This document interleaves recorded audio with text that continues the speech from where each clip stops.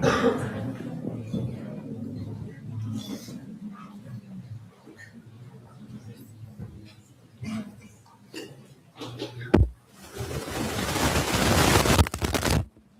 morning. All is good.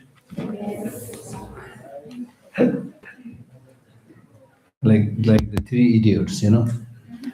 All is well. All is well. Yes. I was invited to act in the three idiots when they were shooting, you know. You know this? They invited. No, they invited, but somehow I did not. Because I don't want to become too famous.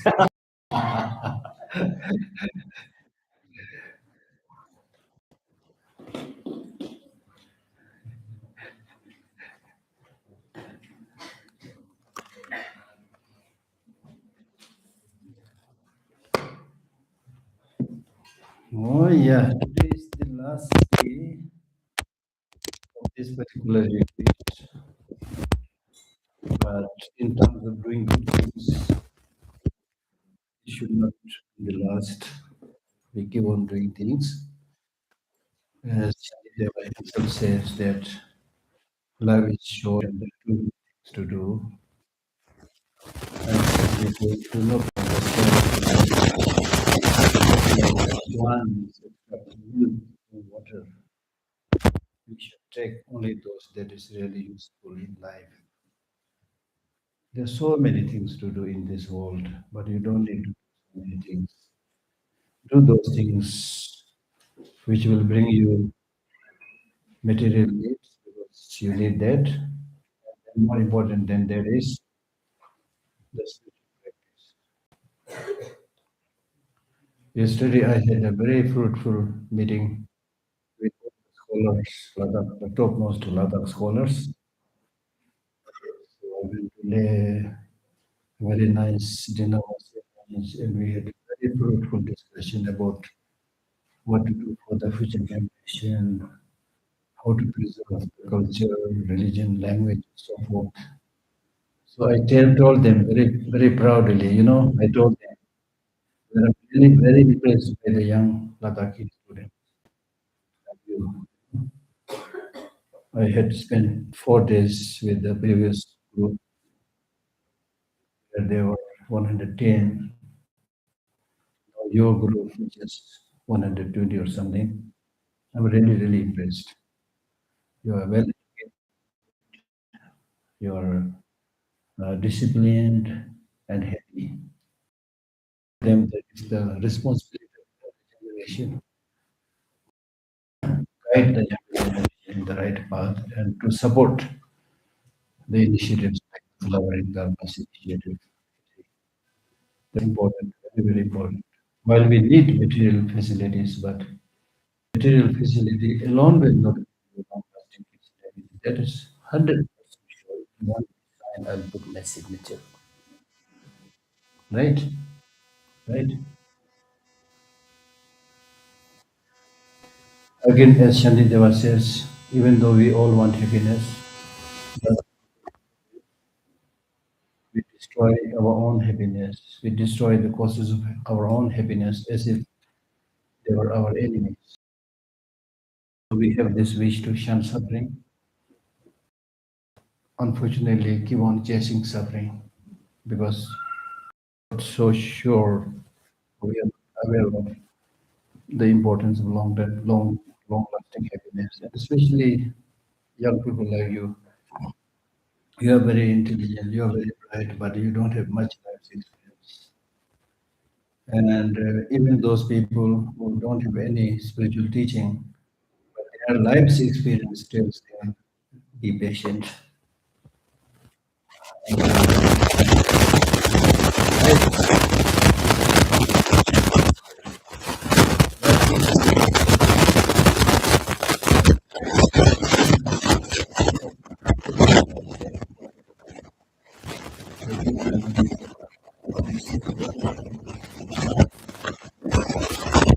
The best way to live a happy life in this world is to live in harmony with without making unnecessary division and segregation.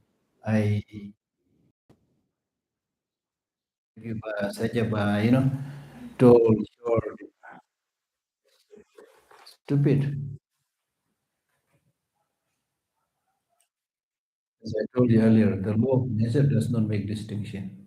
It is us, the stupid human beings, we make distinction because our mind is narrow, right? So it's important to explore. Yeah, all is small and small art. At the most you can move it. If you are not so happy here, at the most you can move to America, right? And there is no guarantee that you will get there. No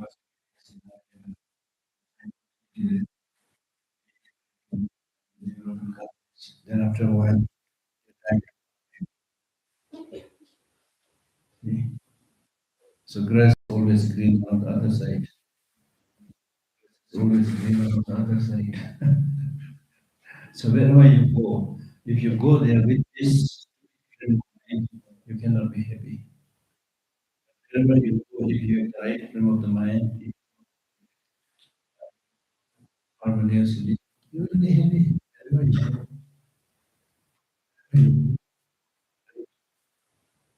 right? So therefore, I want you to write down something, few things. Chapter 6, I'll just read some quotations which may be very useful for you. Do not get with people or situations, both awareness or your reaction.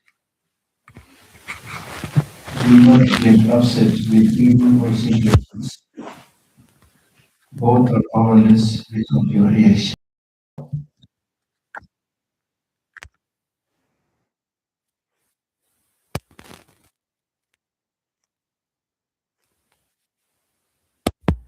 Both are powerless without your reaction.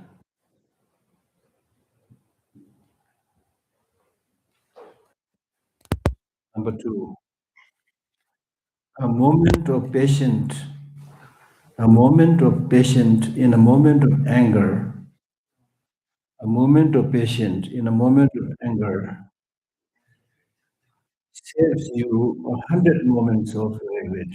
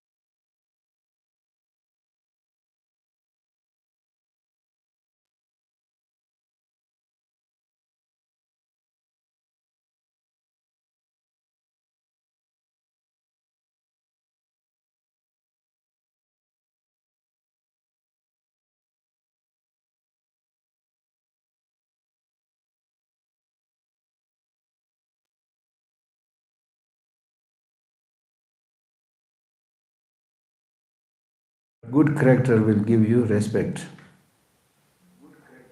Good character will give you respect. Knowledge will give you power, but good character will give you respect. Hmm? Done? Done. Knowledge will give you power, but good character will give you respect. Okay. No beauty parlor can make you beautiful. Please stop. No parlor can make you beautiful. Please stop. It is your character what makes you beautiful.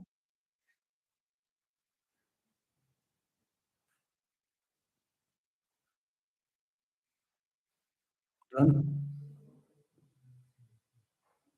No beauty parlor can make you beautiful, full stop. It is your character what makes you beautiful.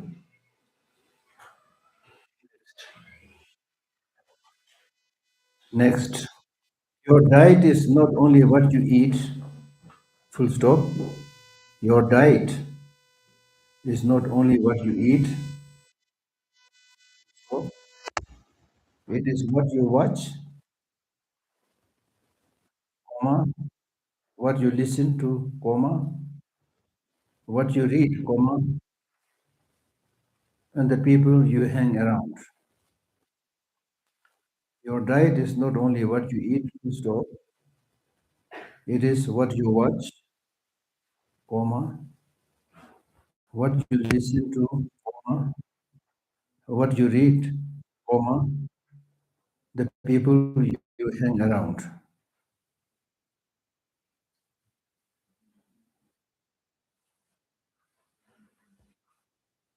Done? Done? Your diet is not only what you eat, full stop. Is what you watch, comma, what you listen to, comma, what you read, comma, you hang around. And the last line, there are so many, but I just want to. A negative mind, a negative mind, negative mind will never give you a positive life. A negative mind will never give you a positive life. A negative mind will never give you a positive. But this is short pithy wisdom, so powerful, so powerful. A negative mind will never give you a positive, so powerful, right?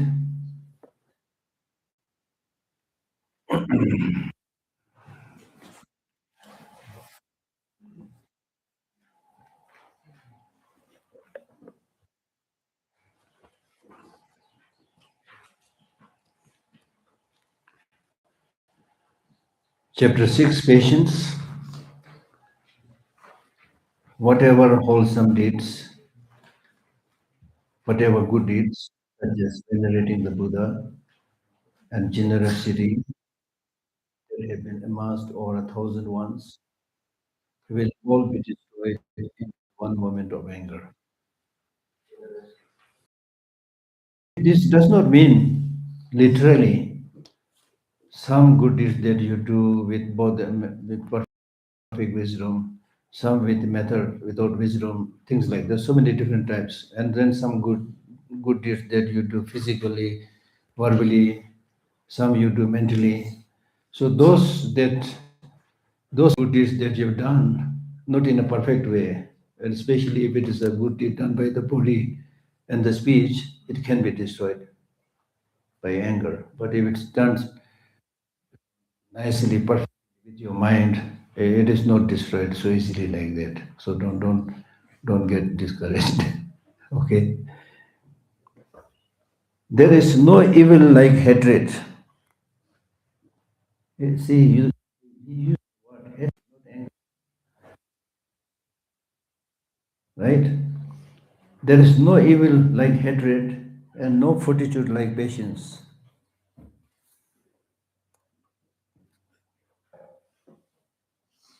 Thus, I should strive in various ways to meditate on patience. There is no evil like hatred means in terms of destroying all your virtuous deeds and projecting you into the hell. Hatred, there is no evil deed like hatred. Hatred can really hell. That hatred, there is no other practice.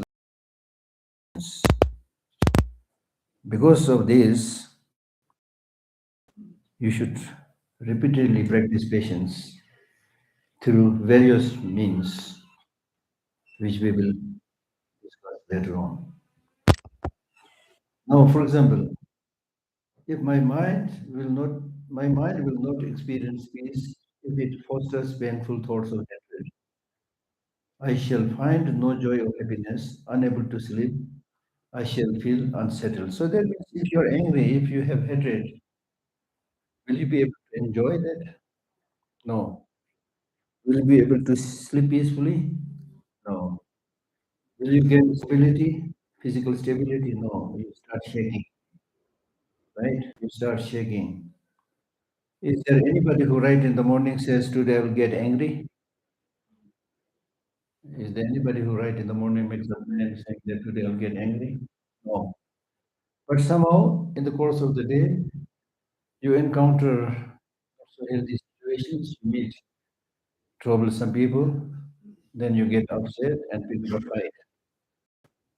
And having fought with somebody at the close of the day, when you reflect that in the day you fought with somebody, then is there anybody who says that I really fought with somebody, so I really enjoyed the day? Is there anybody? That's it. And then I told you earlier,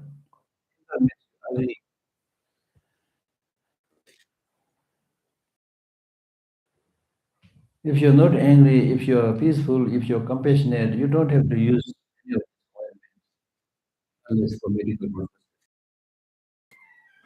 Buddha, I think, did not use. His Holiness Dalai Lama is not very handsome. When there is calmness and peace inside, there will be proper flow of energy. There will be proper flow of blood. There will be proper distribution and circulation of blood. Blood will be circulated all over your body, including your face. When the blood is circulated in the face, you become radiant. Because of lack of calmness and peace, energy circulation is not proper, blood circulation not proper, then that's how much you anoint yourself with all kind of heavy cosmetics, costly cosmetics. It's of no use. It's only unnecessarily expensive. You should present yourself as you are, right? Rather than pretending to be some cosmetics.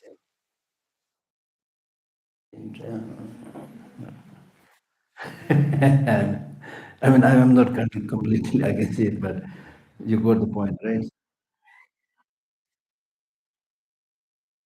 I shall, I shall feel unsettled. You see, a master who has hatred, danger of being killed, even by those who, for their wealth and happiness, depend upon his kindness. Your servant, servant may be dependent on you for the wealth, for the happiness, for the kindness. Master may be provide giving you certain and all those things, but still, if the master is very angry, not only the servants will like their master, but will that servants might kill the master. We have heard many stories like that. And by it, that means by hatred, friends and relatives are disheartened. Though drawn by my generosity, they will not trust me. In brief, they will not live happily who lives happily with him, as I already mentioned. Hence, the enemy anger creates suffering such as this.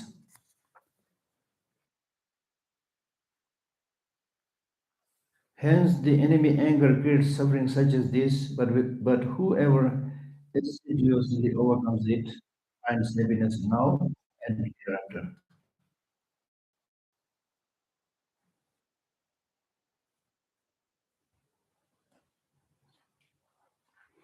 I mean, if you think about the countless conflicts and these are all due to anger and hatred, leading to loving kindness and compassion. Because it is the job of anger and hatred to divide people, eliminate,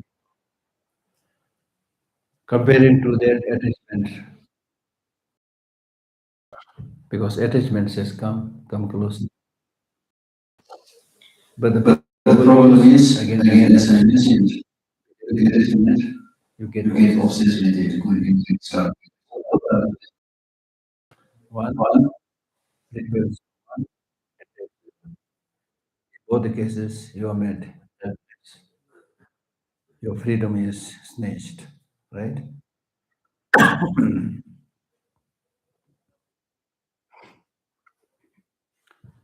Hence, the enemy anger creates suffering such as this,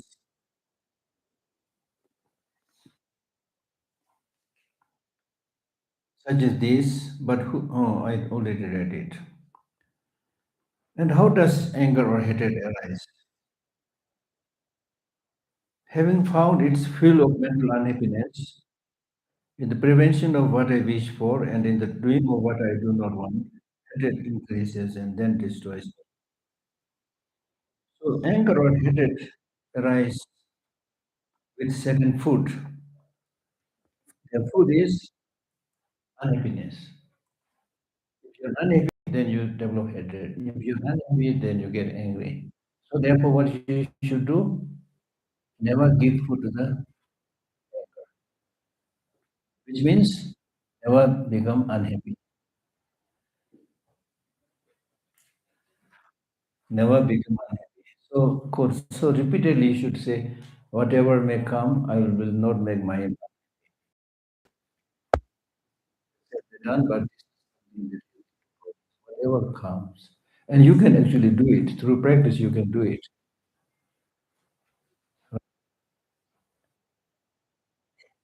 You can do it. Because the so-called suffering and problem, they never stay all the time. And the so-called suffering problem is also, in many cases, not necessarily suffering and problem. It is how you see things, basically in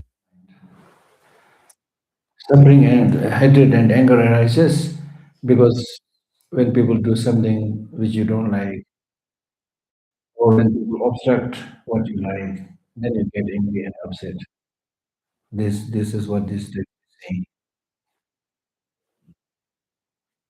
For example, like when somebody harms you, harms your harms you, somebody who has harmed you in the past, who is harming you right now, who will harm you in the future, you get upset.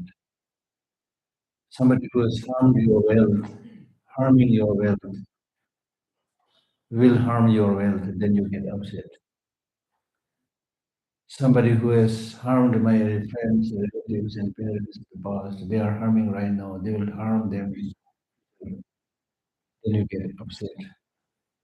Contrarily to the enemy, if you see somebody helping your enemy, somebody who has helped your enemy, you will, somebody who is helping your enemy right now, you get angry.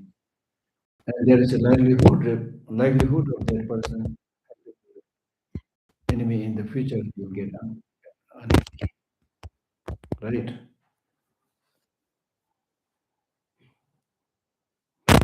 Because that once they find this uneasiness or unhappiness of the mind as food, hatred becomes stronger.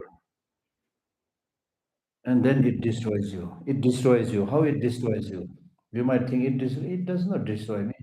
It destroys my enemy. You might think when somebody hits you, then you get angry. Then you think that it is anger that has helped me, right? Because when you get angry, you get some extra energy. Because of this, that extra energy, you're able to say something which you could not say before. You are able to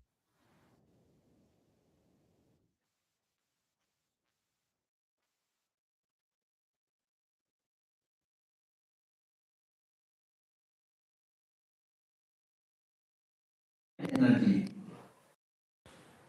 So it is unsure whether this anger or hatred will hit the target. On the other hand, you should develop even more forceful positive energy through which you can give a befitting reply to the world. Now demonstrate something. If somebody harms you, one way of doing is you should also get angry. How dare you, how dare you do this to me? And you're trying to be good, right? But in this process, you already made. Your capacity to judge between what is right and what is wrong is lost. So you will not be able to hit the target. Even if you want to hit the stick, you might hit it to someone else. You'll get into a big problem. But the other way of doing it, instead of getting angry if somebody says nasty things, when you sit there smiling, do you think what you are doing is right?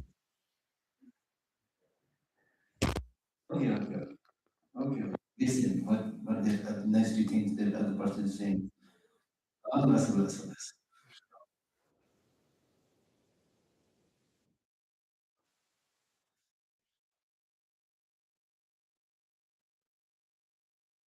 More they smile. Have you seen, these leaders on the stage using fist and fighting? Have you seen?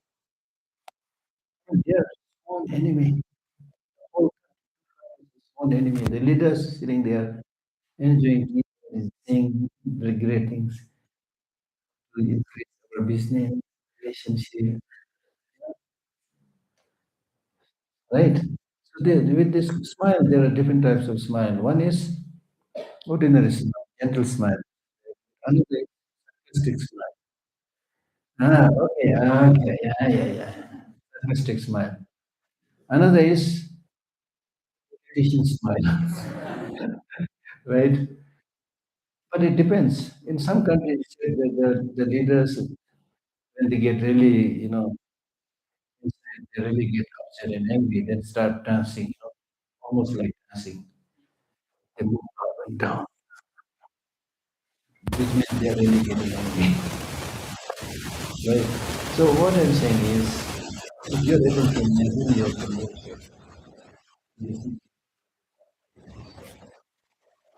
because of your less negative reaction, they will on one hand come down, hopefully, come down a little bit. But in this, you will be able to live by feeling that because you're calm, right? If it's just saying nonsense, you should ignore it. Otherwise, if you're saying something that is trying to take you to the board and whatever these things, busyness, if you don't answer, it will so with calm mind, saying you can take a big thing with it. But all this needs training.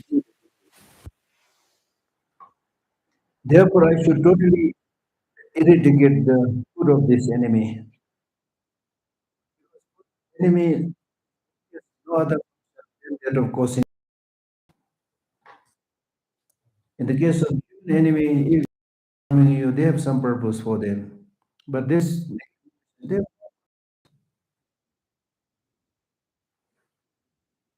did I use these lines? Gone are the days.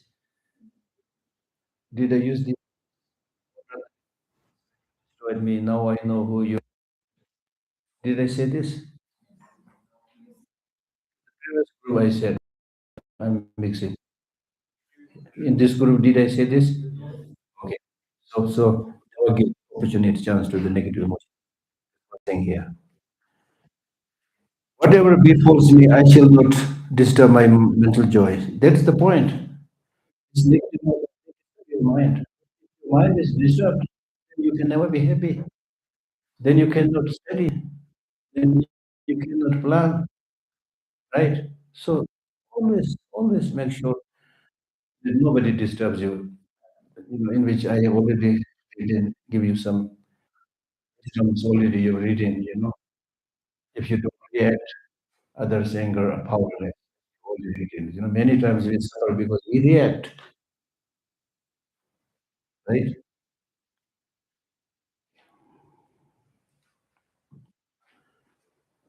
Whatever befalls me, I shall not disturb my mental joy. For having been made unhappy, because if you become unhappy, I will not accomplish what I wish, and my virtue will decline.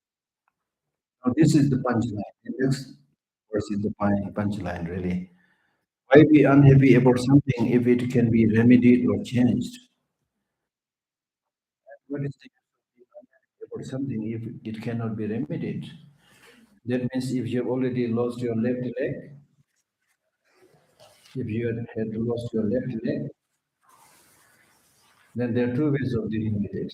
One is for the rest of your life you feel miserable. I am the most unfortunate person. Left leg. See, all these people have left leg or left hand. All these people have left hand. I don't. So unfortunate. For the rest of your life, you keep on thinking about it, you feel miserable and sad. So what is this? By thinking like that, the left hand will not come and join you, right? So instead of that, you think positively. I don't have a left hand, but I have a right hand, which does most of writing, more powerful, right? And how many people are there who have lost both the hands? And how many more are there who have lost both the hands and both the legs? So compared to that, I'm really lucky, right? Have you seen those Olympics? People without leg, broken hand, like competing, like anybody.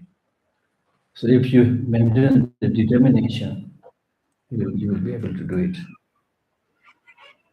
right? ठीक है.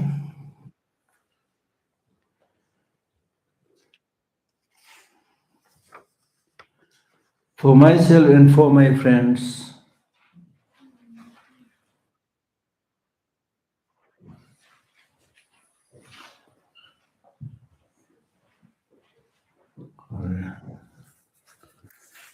so the next is identifying the objects towards which you should maintain patience. So this is basically I've explained earlier. For myself and for my friends, I want no suffering, no disrespect. When somebody creates suffering, disrespect, use harsh word, right? And nothing unpleasant, then you get upset. But for my enemies, it is the opposite, which I already explained. The cause of happiness, and also it is important to maintain happiness in the mind because now this is talking about meditation on patience. Somebody creates suffering upon you. When somebody creates suffering upon you, then you should think like this. The cause of happiness sometimes occur. The causes for suffering are very many. Without suffering, there is no appreciation. Therefore, mind, you should stand. So that means like, unless I face some challenges, I will never grow. So therefore, suffering is good. Challenges are good. That's what he's saying, right?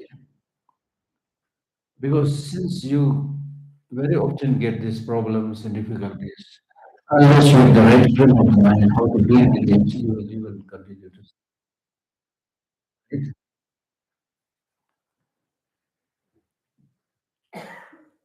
And the next line means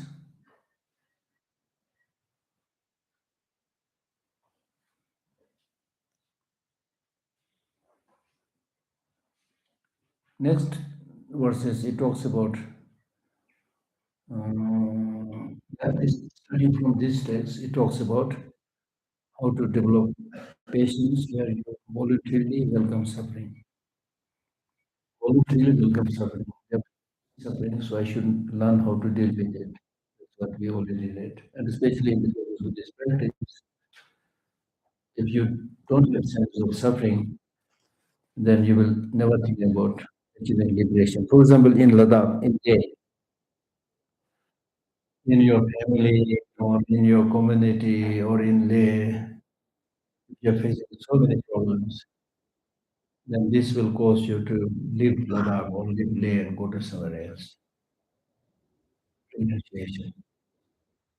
If you're happy, you will not think about moving to some other place. There is a beautiful stanza by Aryadeva. in his 400 verses. Very, very famous text. One of my favorite texts, 400 verses. So there Aryadeva says, Kanglan tirjo yu meba, tilishibu kangle kalayu. Ramchim lane nation. Then that means somebody who is Sara will never show. And he gives example.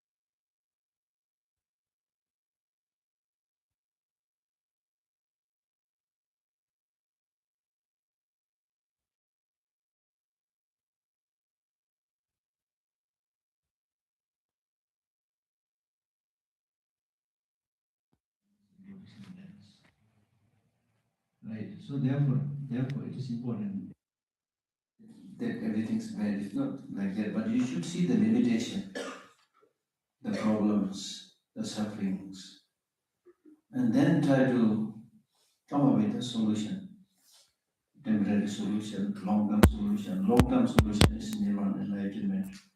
Temporary solution is developing more ethics, harmony, respect, and make this life meaningful. So even to make this very meaningful, you should be happy every day. Whatever you encounter, it's possible. Yes, yes, these things possible. I'm not Buddha. I'm not in Nirvana. I'm in samsara. And people surrounding me are also samsara with negative conditions. Right? So it is possible. It's okay. Like if you're surrounded by smoke, you will hear fighting and crying. Right? But you will not be upset by that. But instead you try to find the right? And in general, you said that in this world you will not resolve a lot of problems. For example, if some ascetics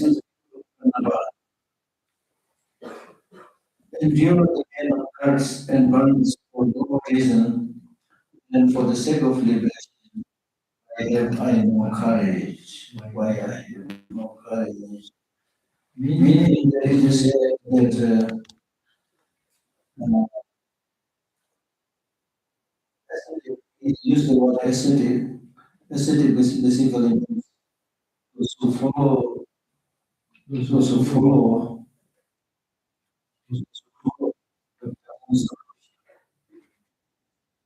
principles of Shiva. That is the Chanti follow Chanti sort of Shiva, right? So they are very help from a higher place on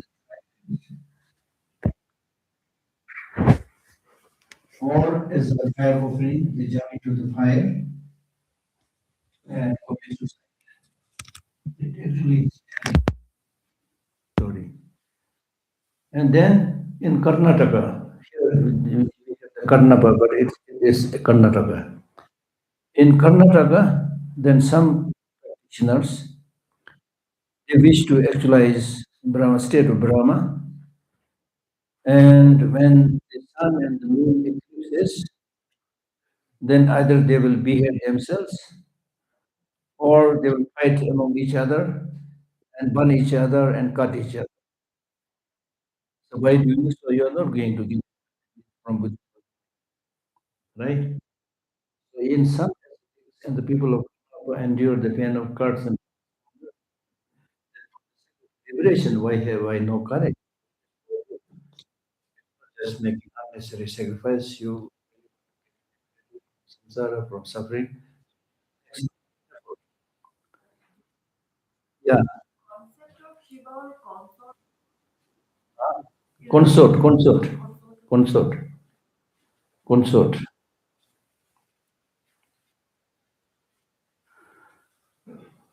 In the Buddhist text, it says consort, but consort is actually Uma, right? Uma Devi.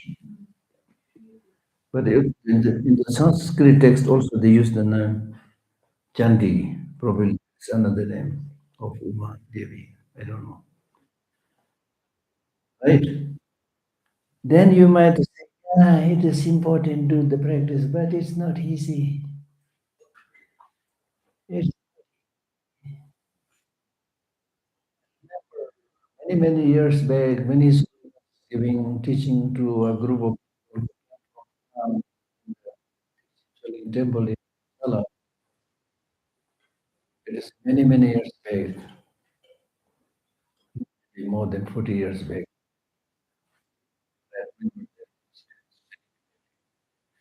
I was then, of course, not his holiness translator, so I really enjoyed teaching, take notes, and if this it's maybe.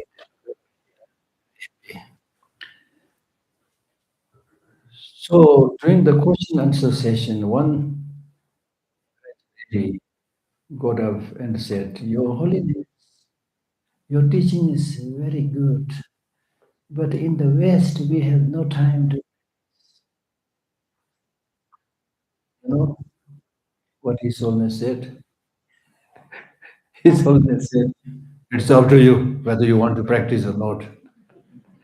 So when he said, "You're a little bit blunt," but he was really on a second reflection, blunt. He was saying that you want to practice Dharma or not, it's not really seems important to practice Dharma. You have to find time. It is a common sin in Western other developed countries, even when they're running in the trends everywhere, on one hand, another hand, maybe burgers, eat, you see. And similarly, people really who are interested in singing and dancing. One, one monk in my institute, Tibetan monk. He's a monk, but he's very he's not allowed. But he has his guitar always sitting under his bed, and whenever he finds time, so you find time. You find time. So when you say, I know that you're saying two things. One, I'm not interested. Second, this is not my top priority. I'll do it later on when I find some time. That is our tendency. So you should see this as actually every day, you know, some practice every day. That's very, very important. And don't say difficult. There's nothing called difficult unless if you get habituated, everything becomes easy. Remember the days when you don't even know how to spell ABCD, how much you struggled. Now, where are you? Hello? Where are you? You did your BA, did your MA, did your PhD, and I don't know how many other skills you picked up. You look, all this clearly shows that habituated, easy. In order to get habituated in Buddhist practice, the first thing that you need to do is you need to like it. You have to have some delight in what you're going to do. Many have asked me, I'm not to what should I'm unable to do this. What should it means you don't like it. You need to like it. If you like it, time to do it. Otherwise, so therefore, the meaning of which is the next is not just working hard. Effort means delighting in what you do. When you delight in what you do, when you delight in what you do, you will enjoy. The other day, after the teaching, some of us went to see some old temples. Then, when we were returning back, coming back, we reached on the road where we are able to see very clearly this Tikse monastery. Then the Geshe Lhakdor said, "Let us take some photo." Taking some photo. Then we told each other, "Let us take some photo while we are jumping." Then we all started jumping, including me. I could hardly lift my leg, but I jumped. I jumped. I want to show you this. I jumped, and so it's such a small thing. What? You can show. I have it here somewhere here. So this small things, make you so happy.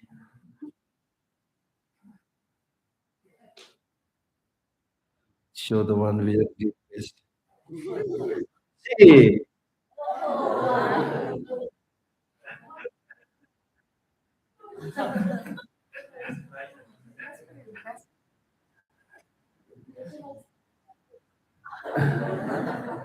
but it's how you take the photo. It's not that I jumped very much. You see. So the point that I'm making is, we're all ordinary human beings, right? So therefore, there's occasions like this.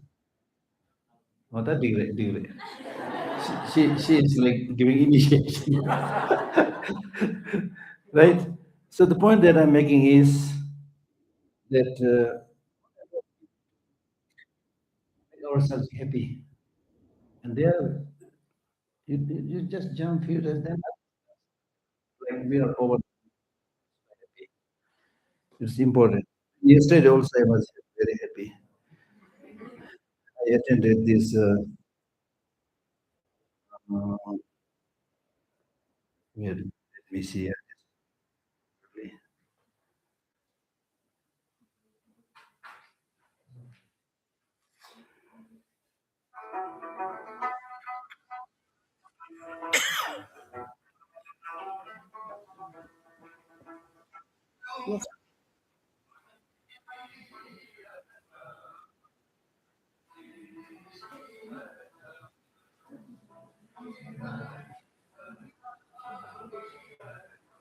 He's the best singer in Ladakh.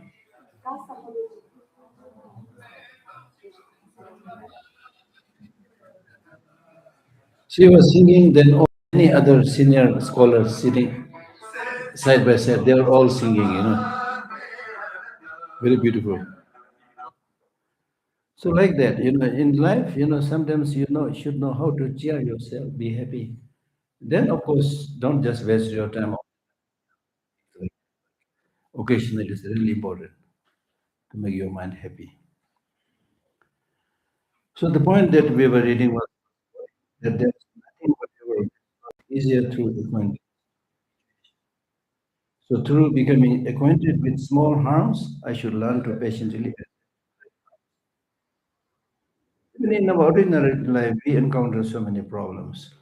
Who has not seen this to be so trifling suffering, such as the bites of snakes and insects, feelings of hunger and thirst, and with such minor things as rashes? We feel unhappy, right? But you have to tolerate.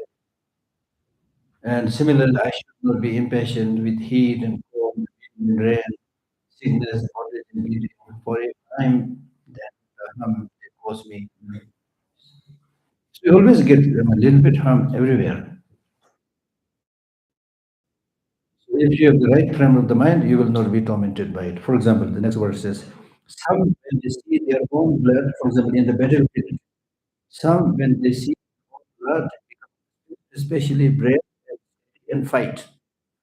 But some, when they see not one's own blood, but when they see the blood of others, they faint and fall. Yes. This is the difference between the brave and the coward. In other words, this is dependent upon your mental state. These reactions come from the mind being either steady or timid. Therefore, I should discover harms caused to me and not be affected by suffering. Right?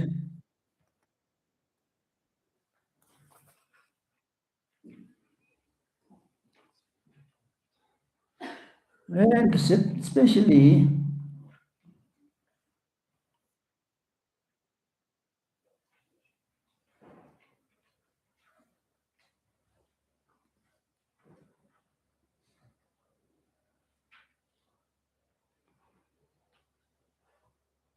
even when the wise are suffering, wise here means the bodhisattvas, right?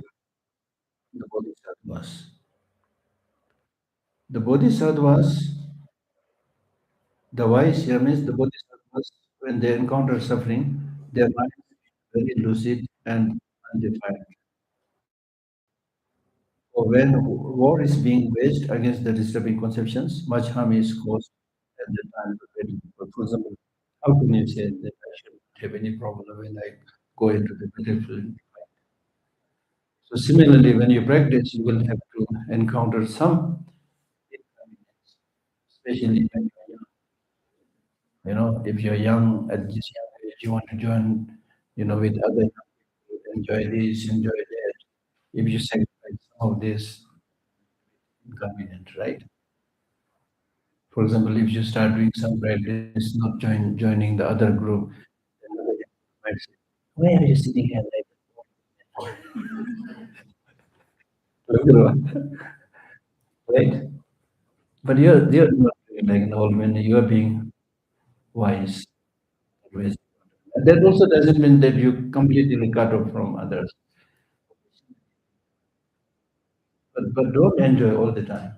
Do more important thing. If not practice, then at least you study, pass your exam, do those more important things. Right? But you can't be serious and sitting all the time because that will make you physically sick or mentally tired. So occasionally you go out, whatever. Right? It's important.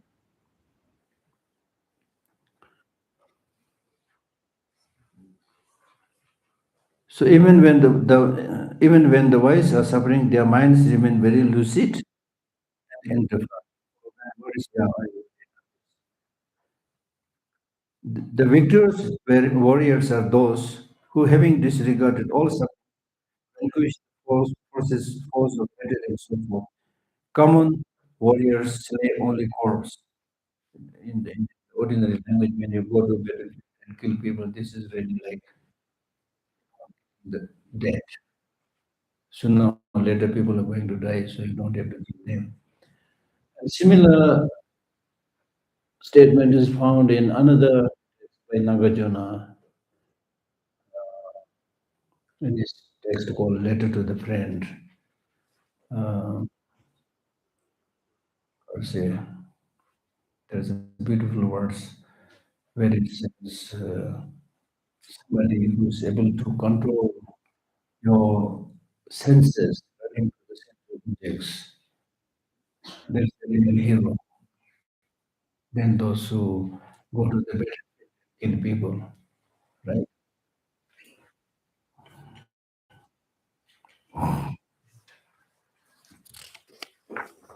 And then there are other good news with the experience of suffering. Furthermore, suffering is good quality. Through being disheartened by suffering, your arrogance will come down. ठीक है ना? जब तक कोई नहीं होता है तब बदमाशी करता है ना? मैं राजा है, मैं रानी है, मैं ये है, वो है करके. When you encounter some problem, then you And also, when you encounter suffering, when you see the sufferings of others, compassion existence. And when you encounter suffering, you realize that this is the result of my negative deed. Therefore, shun, and joy is found in virtue. And if you say, yes, all this sounds true, but this person is suffering. Then the next line says, as I do not become angry with the great source of suffering, such as jaundice, then why be angry with animate creatures? They too are provoked by conditions. Also, they are not wished for, these sicknesses arise, and likewise, also they are not wished for, this disturbing conception possibly arise. Without thinking, I shall be angry, people become angry with no resistance, and without thinking, I shall produce myself. Likewise, anger itself is produced. So, in short, all mistakes that we see and all the various kinds of evil arise through the force of and you don't have any control.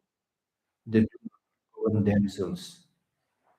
And these conditions that assemble together also have no intention to produce something together. Neither does their product have the intention to be produced. This is when we make such explanation, then some of the non-Buddhist schools they try to answer it by saying, no, no, no, it is not. There is no control. There is a controller. For example, the Sankhya school, they say, that which is asserted as prime substance and that which is imputed as self. Since they are, so they say they control us. So they control us, but at the same time they say they are permanent. So this is answered by saying, since they are unproduced, permanent, how can that arise? Do not arise after having purposely thought, I shall arise in order to cause harm. And if they are unproduced and non-existent, then whatever wish they have to produce, harm will also not exist. Since this self would permanently apprehend its objects, I mean, if it is permanent means it's not apprehending the object one time. They will always be apprehending that object. It follows that it would never cease to do so, right? And furthermore, if that self were permanent, it would clearly be devoid of action, just like space. Anything permanent cannot do any action. So even if it met with other conditions, how could this unchanging nature? Because they said that the self and the primal substance, they are permanent, they are unchanging. If that is so, then other factors and conditions also they will not change. Even if when acted upon by other conditions, it remains as before, then what could actions do to it? Thus, if I say that these conditions act upon permanent self, how could the two be causally related? Because permanent thing cannot act upon a permanent thing.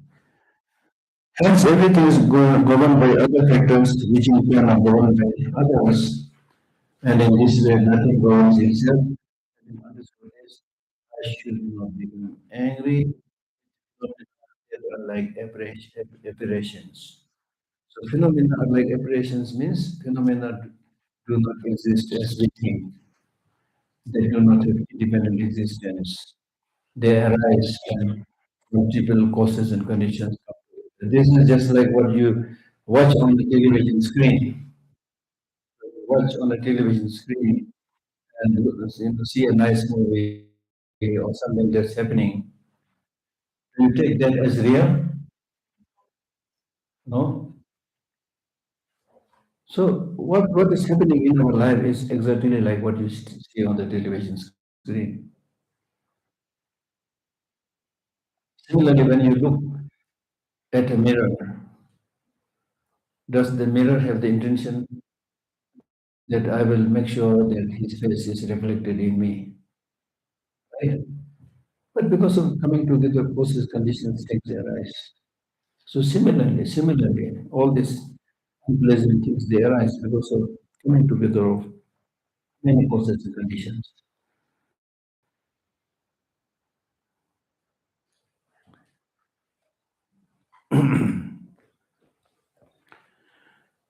Then he tries to answer this by saying, if everything is unreal like an apparition, then who is there to restrain with anger? Surely answer. This is the answer. It would not be inappropriate because even though things do not exist independently, but they exist conventionally. Like one very good example is your dream. When you are sleeping and dreaming, sometimes if you get very strong nightmare, do you feel unhappy? Do you get scared? So your dream is like the reflection on the television screen, but you get affected, right? So therefore, even if you do not exist independently, inherently, you can be affected.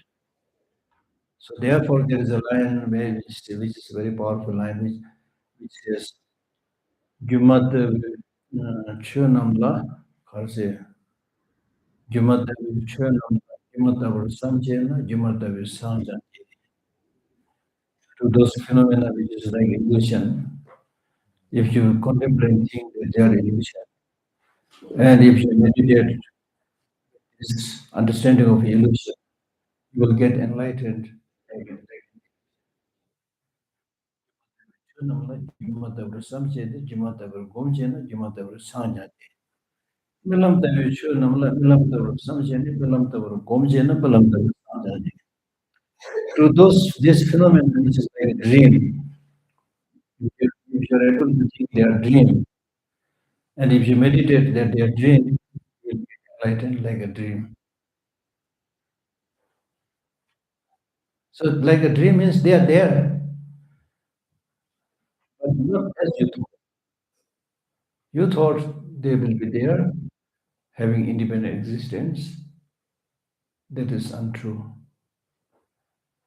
One very good example is, for example, if you are now 20 years old, in the past 20 years, you experienced so many things. You must have cried many times.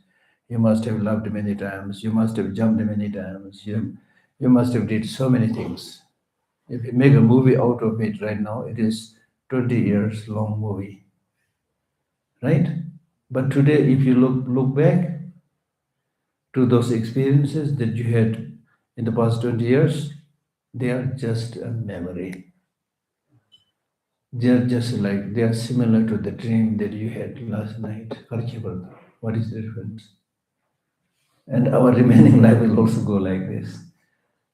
And the purpose of understanding this is when you understand things like illusion, things like, dream, you will stop developing attachment, craving, grasping. For example, if you see a bubble, early morning, if you see a bubble or a dewdrop on blade of grass, you develop attachment. Huh? Why? And similarly, when you see something moving on the television screen, you develop attachment. Sometimes possible because if you're somebody who likes this actress, when the parents, wow, sometimes, but not less likely, less likely. So your mind is unnecessarily. I remember the day very well when it came out in the newspaper that Michael Jackson coming to India. As soon as young boys and girls, especially girls, when they heard about, wow, Michael Jackson coming. This is really happened. I'm not joking. Then there was another news saying that he can. Many girls were fainting. Can you imagine? And in fact, if you go to these big performances in America and other Western countries, when Michael Jackson comes on the stage, similarly there are other, when they come on the stage and start dancing, they shout, and some young people they shout, they get so paranoid. Some of them really. So there are ushers, people there who are there, that many of these young people will fall, they'll be sick or whatever, they'll be taken out. So such is the state of mind. Mind is so powerful. Illusion is so powerful. Once I, many years back when I was young, I was visiting Washington. Then there is a theater where they show movie on all kind of aircrafts. What do they call it? Airspace Museum, exactly. Airspace Museum. So I went. It was a 3D show, you know. So I sat on my chair, and then the aeroplane started flying. You know, it's as if it's really coming near you. Like, oh, and it was so powerful. I could not just keep on looking at it. The effect of that illusion was so powerful. I really have to close my eye and hold tightly on the chair. I experienced it, right? So we can be very strongly affected if we don't understand the reality, right?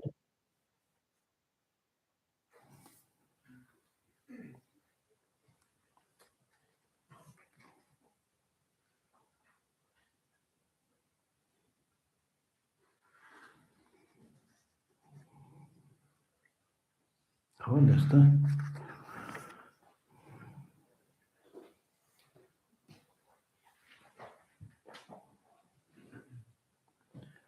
So it would not be inappropriate because conventionally they exist. I must mention that independent of anger, the stream of suffering is severed.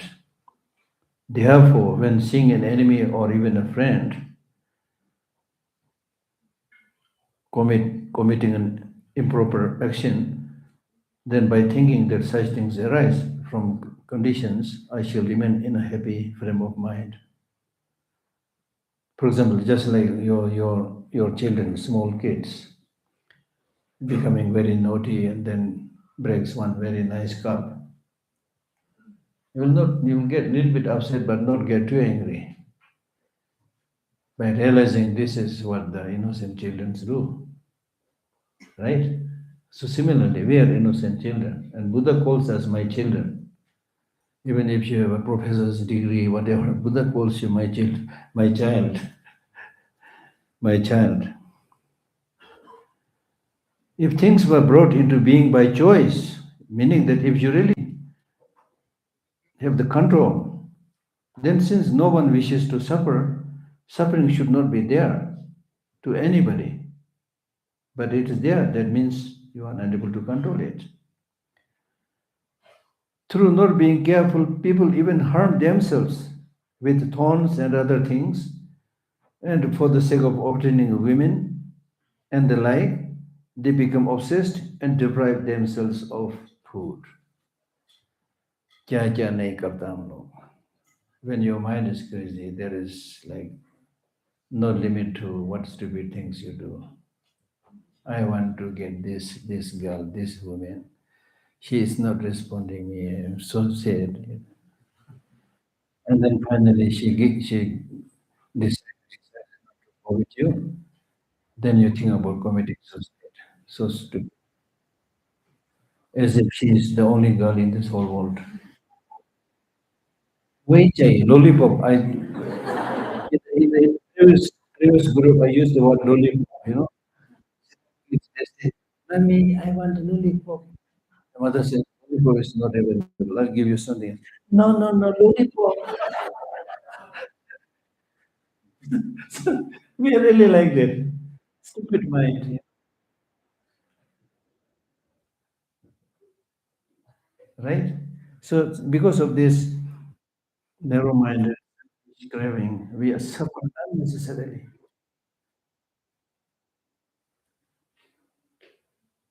And there are others, some who injure themselves through unmeritorious deeds of hanging themselves. अपने आप को फांसी पर चढ़ा देता है। देश के लिए नहीं, हाँ, some jumping from the cliffs, eating poison and unhealthy foods. So if when under the influence of negative emotions, people will even kill their future selves, how can they be expected not to cause harm to others? right? So therefore, when you see such people, even if you develop compassion, even if I cannot develop compassion for all such people through the arisal of these conceptions, set out to try and kill me and so forth, last thing I should do is become angry with them.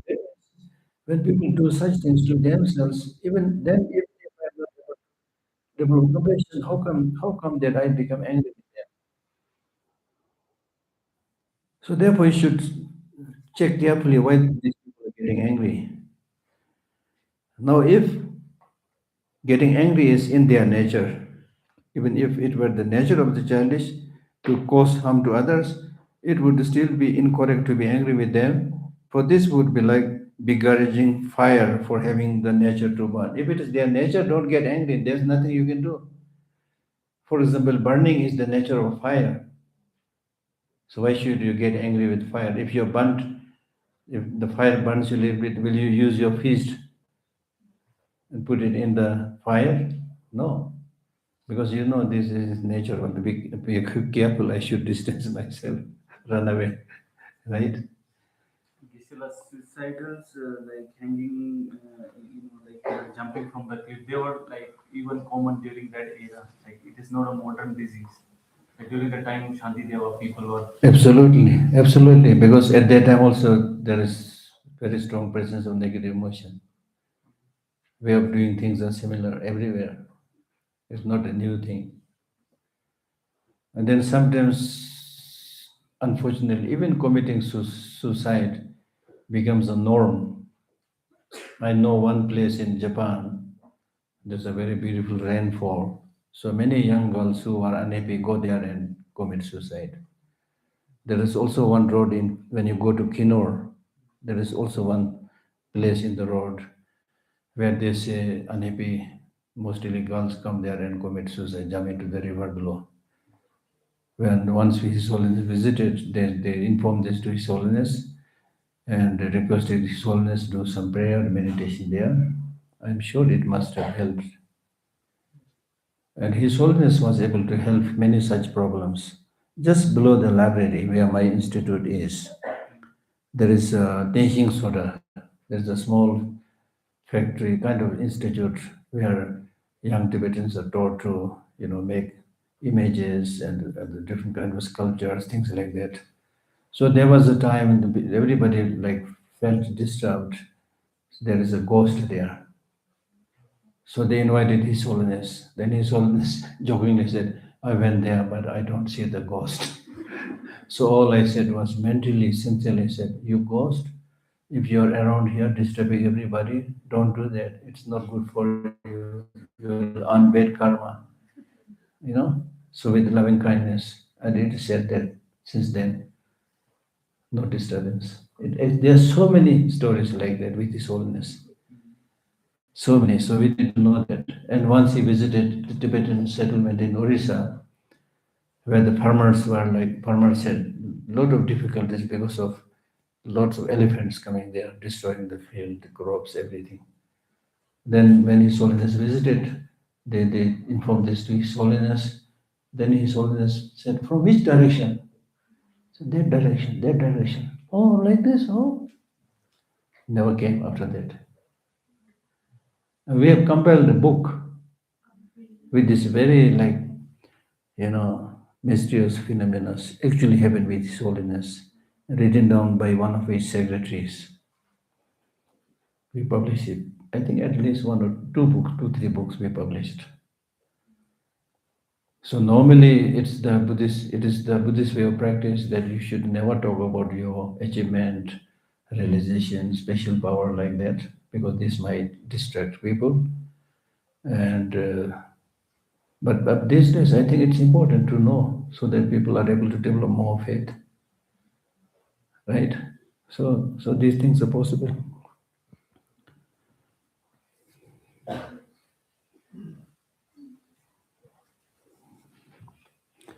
So if it is their nature, don't get angry. But if it is not their nature, but they temporarily get angry, it is adventitious, then also don't get angry. For example, you don't get angry when the space is covered by smoke. When the space is covered by smoke, do you get angry with that smoke or get angry with the space? It's temporary. The smoke will disappear and go. And even if the fault are temporary, in they who are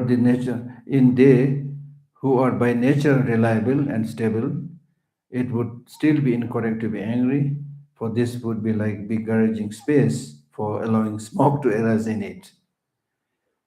If I become angry with the yielder, that means one holds the stick, although I am actually harmed by the stick.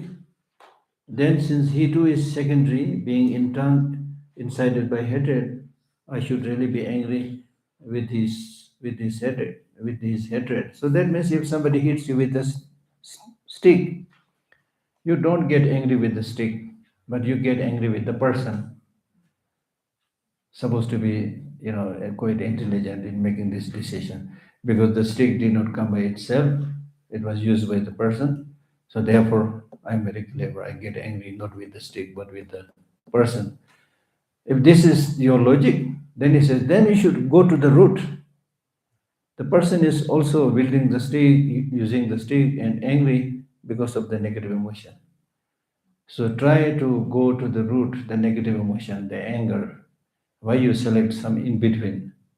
You neither go to the root, the anger, nor go to the stick, which directly hit you, but catch the person in between. So in that case, they say that dogs are a little bit more clever than human being. If you threw a stone to the dog will first run to the stone, then probably come back to you. So they are more clever than you,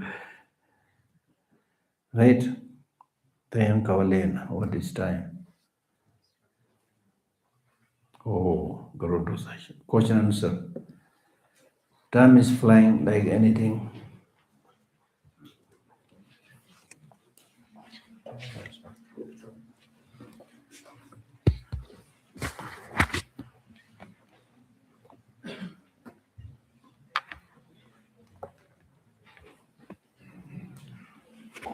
Yeah,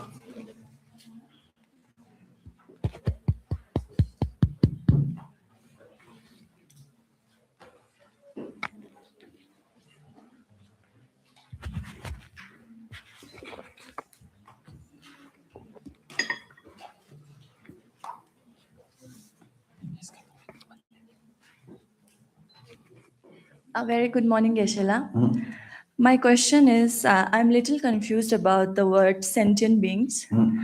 Can you explain basic characteristics of sentient beings and all those that has a consciousness, a mind, yeah. is called sentient being. So, Geshe, like microorganisms like bacteria. That I don't know. They may have. They may have. Okay. This is a question that has been bothering me for a long, long time. But I did not like really sit down and try to find out. Right? Okay, Geshe. So actually, we had a lot of discussion with His Holiness and some of the scientists about the demarcation between a sentient and non-sentient. Then they conclude by saying that anything that has the capacity to move. There were two qualities. One, being able to move. One probably has this consciousness, but that part is a little bit different, right? So that is sentient being. So the Buddhist description is anybody that has a consciousness. Now whether these small, micro, big animals, they have consciousness or not, I don't know. We have to. And in fact, there are also some trees. In one sense, they extend their root and looks like they are moving. And there is one book about tree where they say, for example, if you export one particular plant from here to America alone, just one plant, that plant will not survive. The reason they say is because if the plant feels very lonely and die, if you export many similar plants together, they survive. They did all kind of experiments. So I don't know. Yeah. Tashidale Geshe. My question was, if there is a being who is suffering in pain, and it can be safe, what to do in situation? Many people suggest that you should kill it rather than let it suffering it. So, what to do in situation, Geshe? That's a very tricky situation because this you're talking about what we call as mercy killing. They call it mercy killing. That means if somebody has been in coma, for example, or somebody has really, as you said, suffering long, long time, there is no really cure or something like that. And then some say, okay, let us practice mercy killing. Because if you kill a person like that, not only that person will suffer much, but that relatives and others who also has to spend a lot of money, time, a lot of problems. So finish, just finish it for her. But from Buddhist viewpoint, it's very difficult to judge. But sometimes it really appears that person is suffering, but he may have some capacity to do something good also. And sometimes, some person remain in coma for a long, long time, then just like a magic, they come back. Very difficult to tell. Yeah. Thank you, Geshe.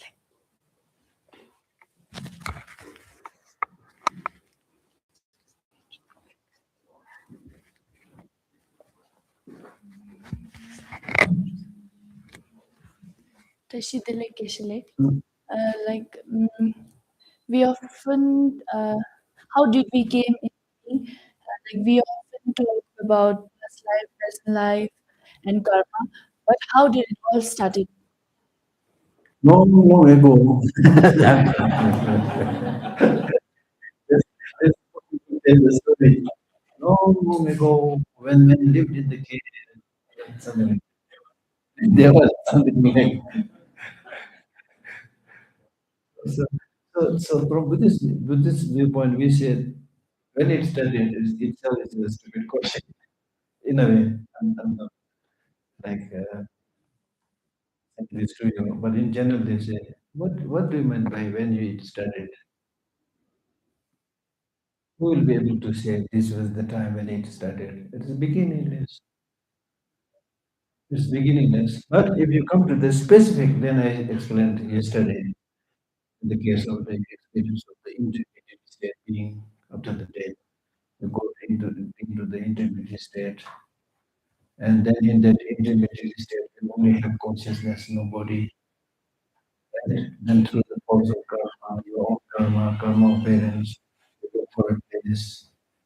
Then you see the meeting of the father and future father and mother. Then you go there, then you get stuck there. Then your mind becomes the mind of that egg and ovum that comes from the parent. But this is how life committees. That's one thing. But the scientists they say when many kind of say chemicals or many different substances come together, such things arise. So I don't know. So you should read this book, Universe in a Single Atom. This is discussed there also. Yeah. And what about a atheist person? Huh? Atheist person, do they also come into this? Atheist.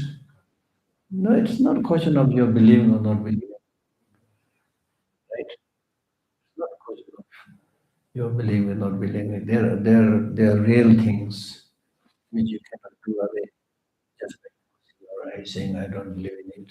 It is there, right? They may not believe in it, but it is there. Thank you. Hmm.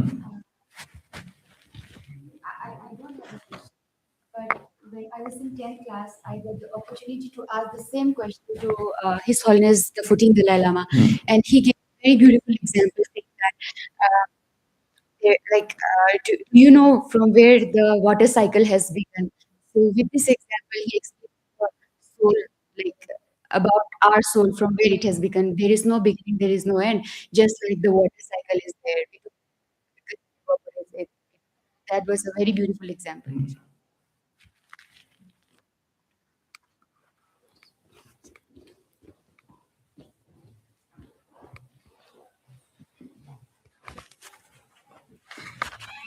Geshe. Uh, we often see nowadays people getting more impatient with the closer ones and perhaps nicer with other people, and which I think more prevalent in among the youth. What do you think happens then? If they And impatient among the closer one, the closer with the families, and more nicer with others. What do you think? very It's good with a question. prevalent situation or problem I among know youth. this. I know this. Very good question. What do you suggest Yeah, to I take? demonstrate this actually. Take Okay, if I am living with my parents, relatives, rightly mentioned, I'm not in a very good mood to talk to them. Even if you give answer, you give just short answer. But suddenly the telephone rings. Oh, how are you? You're so nice suddenly. Oh, hello, how are you? That's the problem. That's the problem. So therefore we say Dharma practice is not easy. That's why I earlier mentioned, think globally, act locally. You know, in your prayer, praying and saying, may all sentient beings be happy, may all they meet with the cause of happiness. Quite easy to say. But the trouble is your family, your next door neighbor, because you need to live with them, interact with them. Live with them means one person with negative emotion, another person with negative emotions. Living together, there will be a lot of problem. But if you're able to see carefully, things can change. Things can change. It's not that things can't change, right? So acceptance is also important. Then sometimes if something bothers you, then sometimes it's good to distance from there a little bit, right? So therefore, in terms of human relationship, it should be like, as I mentioned earlier in the first group, in terms of human relationship, it should be like your relationship with fire, with fire. If you go too close, it will burn you. If you stay too far away, you will not get the warmth. Warmth भी चाहिए ना, है ना? So therefore, you will be able to maintain the relationship much better, even temporarily. But deep down, you should have some affection, some love. Love is the glue that makes us stay together. So deep down, you should have that, right? And then also, I think that is easier said than done. But sometimes when you live with difficult people, you learn so many things. Like the place where you practice patience, right? And gradually, the one thing that you thought is very difficult, but when you get acquainted with it, it's not difficult. We already did it. There is nothing that does not become easy. You get happy.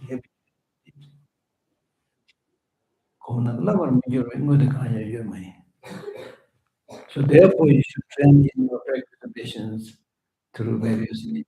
What we did. Yeah. And also it depends, whether how much you are able to stay with that person or not. Depends on how much you really love that person. If you really love that person, then it is easier to help them.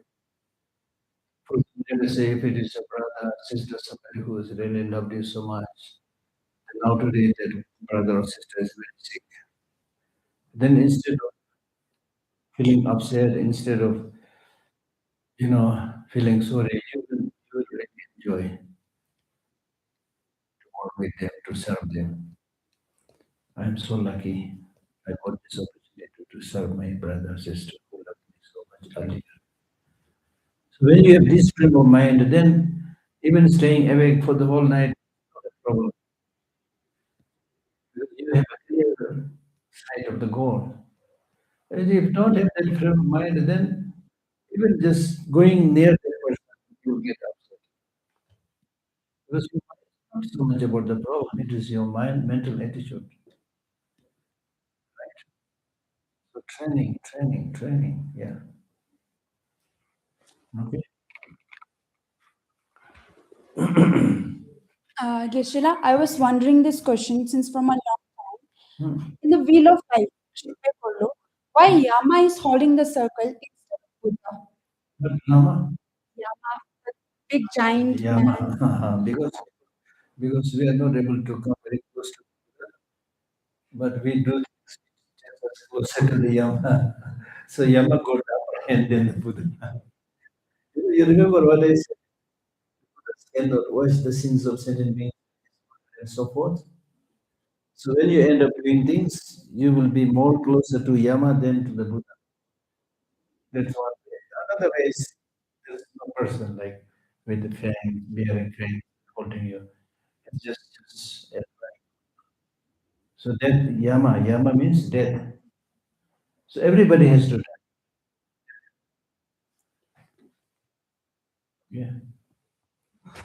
Thank you, Geshe. Hmm. Thank you. Oh yeah.